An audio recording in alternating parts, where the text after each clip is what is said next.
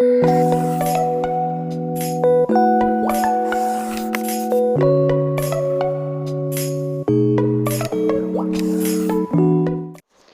वालेकुम dear students.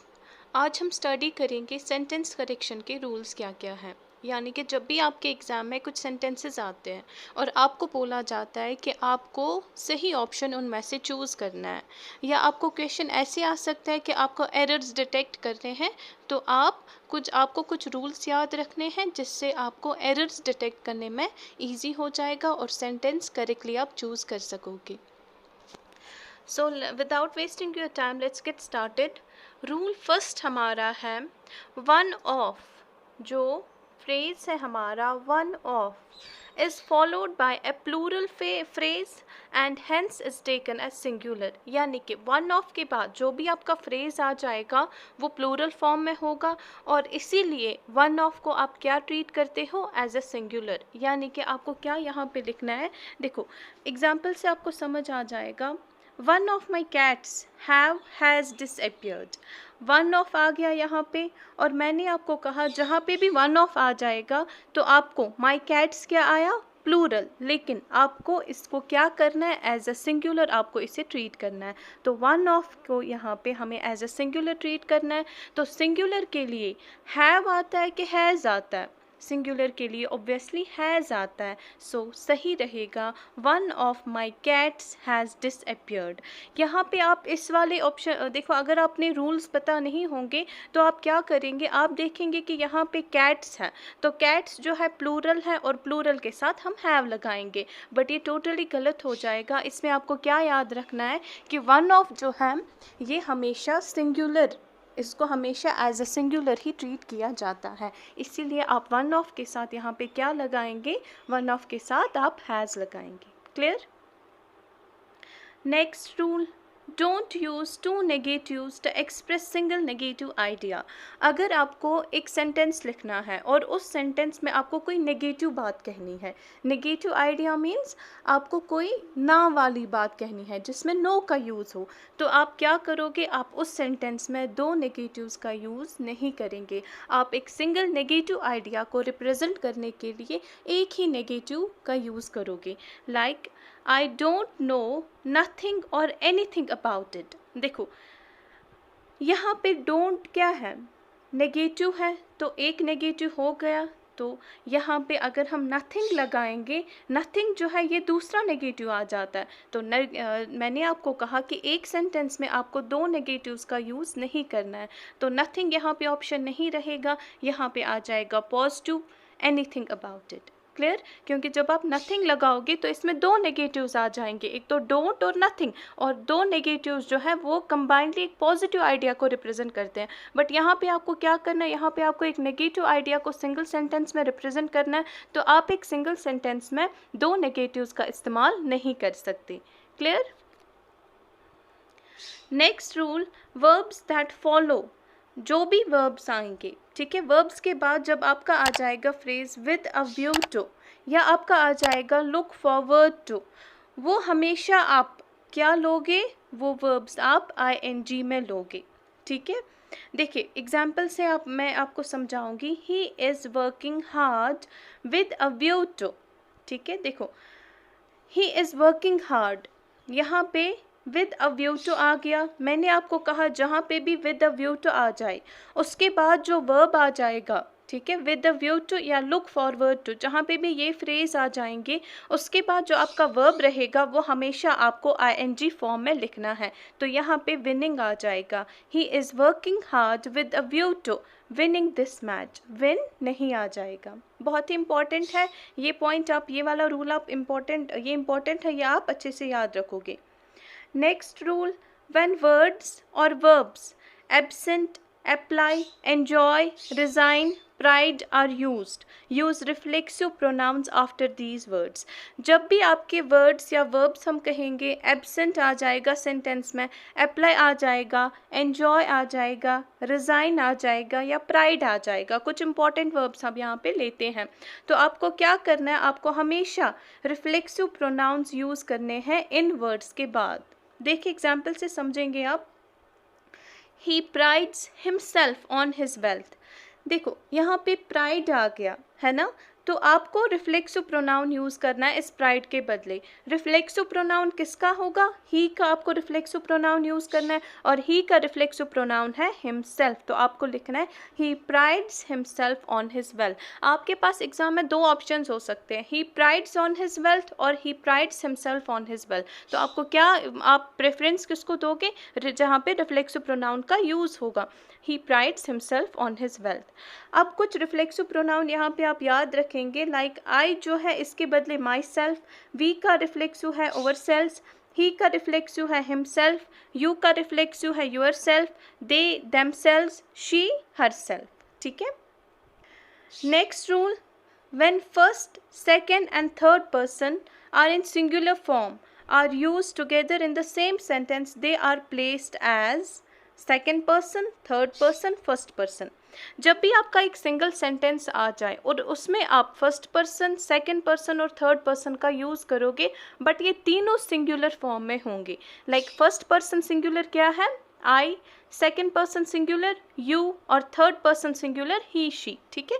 तो आप क्या करोगे, आप इनको किस वे में रखोगे, किस सीक्वेंस में रखोगे? पहले आप सेकेंड पर्सन लगाएंगे, उसके बाद थर्ड पर्सन लगाएंगे, एंड फाइनली फर्स्ट पर्सन लगेगा। Let's take an example, I, you and he are neighbours. आपके पास ये सेंटेंस दिया है, आपको बोला जाता है इस वाले सेंटेंस को आप करेक्ट फॉर्म में लिखो, या इसमें से आप एरर आइडेंटिफाई करो।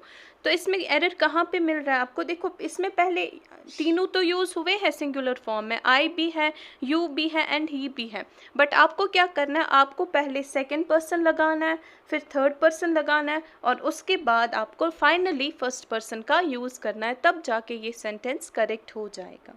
ठीक है।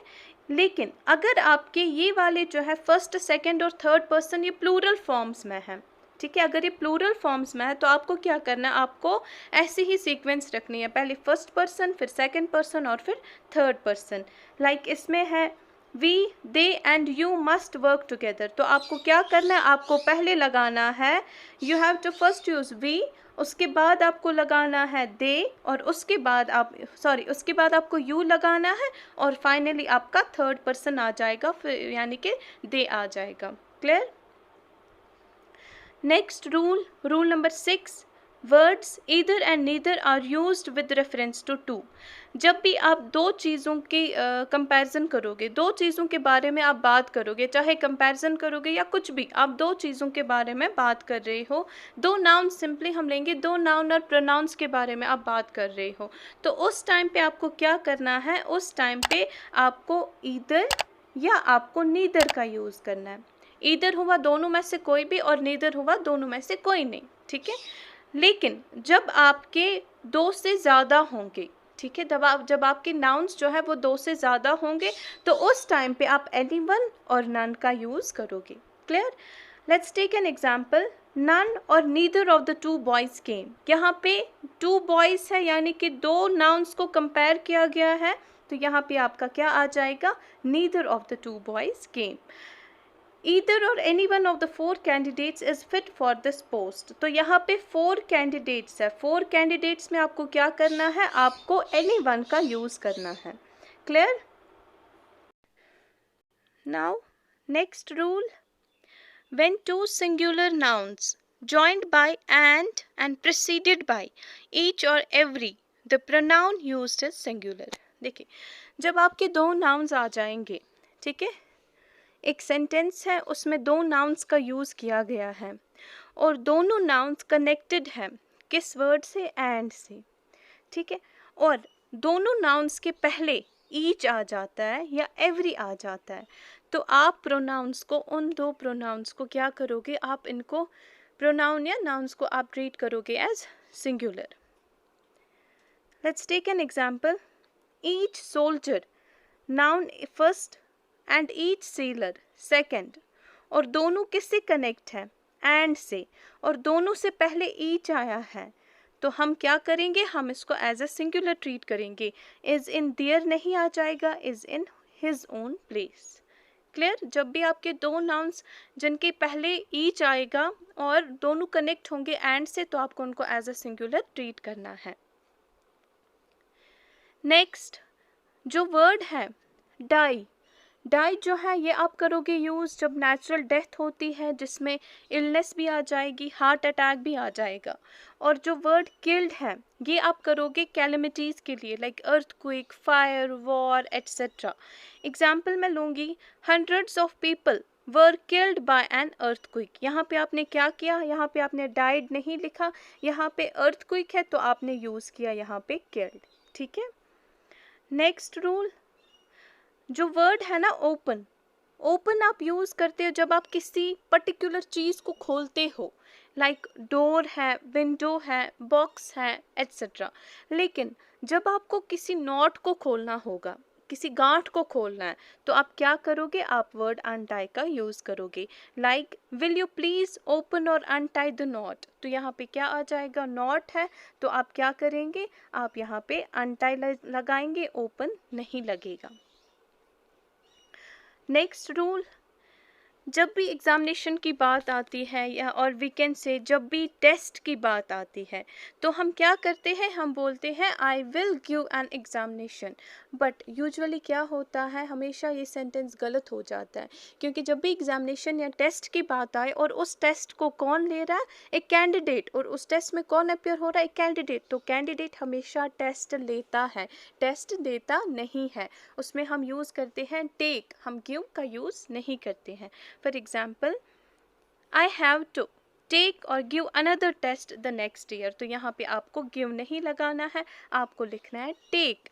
देखिए, जब आपके ऑनलाइन कुछ आप क्विजेस करते हो, तो ऑनलाइन क्विजेस में क्या होता है, आपको जब टेस्ट स्टार्ट होने वाला होता है तो आपको वहाँ पे डिस्प्ले हो जाता है आपके फ़ोन पे और आपके लैपटॉप पीसी वगैरह पे डिस्प्ले हो जाता है टेक द टेस्ट, है ना, यानी आपको टेस्ट लेना है। आपको ये नहीं आता है give the test, so correct form is take the test और take the examination. Clear. Next rule, जब भी आप किसी चीज़ के बारे में, आपने कोई चीज़ खरीदी या आपने कोई चीज़ बेची, तो आप क्या करते हो, आप बोलते हो हमेशा, मतलब जब भी आप किसी अमाउंट को मेंशन करते हो, आपने कोई चीज़ खरीदी तो आपने कितने अमाउंट में खरीदी, या आपने कोई चीज़ तो सेल की तो आपने कितने अमाउंट में, कितने पैसों में आपने वो चीज़ सेल की, उस टाइम पे आप हमेशा क्या लगाएंगे, उस टाइम पे आप फॉर लगाओगे। लेकिन जब आपको अमाउंट पता नहीं होगा, मतलब आप बोलोगे मैंने ये वॉच इतने पैसे में ख़रीदी, आपने अमाउंट मेंशन किया तो आप लगाओगे फॉर। या आप बोलोगे मैंने ये गाड़ी इतने पैसों में ख़रीदी कि मैं सेटिस्फाई हूँ, लेकिन आप वहाँ पे अमाउंट मेंशन नहीं कर रहे हैं, तो आप क्या लगाएंगे, वहाँ पे यूजुअली सच लगता है। ठीक है। लाइक एग्जाम्पल यहाँ पे है, he sold his horse at और for ₹7,000। He sold his horse कितने में, यहाँ पे स्पेसिफिक अमाउंट मेंशन है तो ये आप लगाएंगे for. Who will by this car for और एट सच प्राइस, यहाँ पे अमाउंट मेंशन नहीं है तो आप क्या लगाएंगे, आप लगाएंगे सच प्राइस। ठीक है। नेक्स्ट रूल, अनलेस जो है, देखिए अनलेस का मतलब हुआ इफ नॉट, ठीक है, यानी कि नेगेटिव। तो जब इस केस में जब भी आपका अनलेस आ जाए ना किसी सेंटेंस में, सिंगल सेंटेंस में, ये लास्ट कुछ आपने जो ये एक रिपीट रूल है, आपने एक रूल ऐसा पढ़ा है, बट यहाँ पे अनलेस वर्ड भी आता है। अनलेस का मतलब भी हुआ इफ़ नॉट, अगर ना, ठीक है। तो अनलेस भी एक नेगेटिव सेंस देता है हमें, तो हम एक ही सेंटेंस में दो नेगेटिव्स का यूज़ नहीं कर सकते। यूजुअली इस सेंटेंस में गलती करते हैं लोग, कैंडिडेट्स, जब भी आपका पेपर आ जाता है ना, तो देखिए आपके दो ऑप्शंस हैं यहाँ पे, unless you work hard you will not succeed, ठीक। दूसरा है unless you do not work hard you will not succeed. Usually हमें लगता है कि शायद दूसरा होगा, unless you do not work, जब तक ना आप काम कंप्लीट का हार्ड वर्क नहीं करोगे आपको सक्सेस नहीं मिलेगी, तो हम लगाते हैं दूसरे ऑप्शन को टिक। बट सेकंड वाला गलत है, क्योंकि मैंने आपको कहा अनलेस का भी मतलब होता है इफ़ नॉट, और एक सेंटेंस में दो नेगेटिव्स, एक नेगेटिव आइडिया को रिप्रेजेंट करने के लिए दो नेगेटिव्स का इस्तेमाल नहीं होता है। सो आप यहाँ पे क्या करेंगे, आप यहाँ पे लगाएंगे, देखिए यहाँ पे है अनलेस, इसका मतलब भी है इफ़ नॉट, और डू नॉट भी नेगेटिव है, तो ये सेंटेंस गलत हो जाता है। यहाँ पे आप इस वाले सेंटेंस को करेक्ट लेंगे। यहाँ तक समझ आ गया। आई होप आपको क्लियर हो गया होगा। यहाँ पे आपके जो सेंटेंस करेक्शन के रूल्स हैं जो कि बहुत ही इम्पोर्टेंट है, इस ये यहाँ पे कंप्लीट हो गई। Thank you so much.